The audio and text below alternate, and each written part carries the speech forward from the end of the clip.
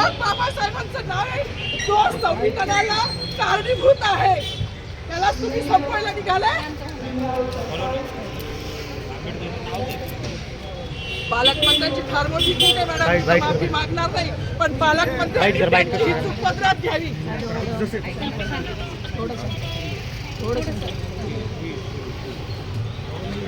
मला मीडियाशी घेणं नाही मॅडम, मला सस्पेंड केलं, मी माळूचे गाड्या उपसी, मी माती काम करीन, पण बाबासाहेबांची ओळख पुसून येणार नाही. मला सस्पेंड करायचं करू शकता मॅडम, बाबासाहेबाला संपवायचं काम करायचं नाही. 26 जानेवारी 15 ऑगस्ट मध्ये मी नाही मानत, पण लोकशाही मॅडम तुम्ही सुद्धा संविधानामुळे आहात, पालकमंत्री सुद्धा पालकमंत्री संविधानामुळे आहे.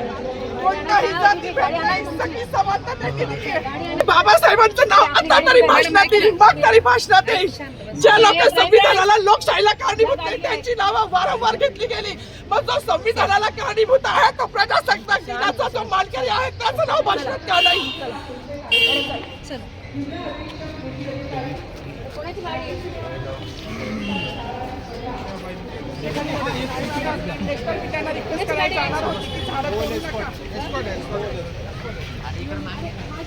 सागर आता थोडी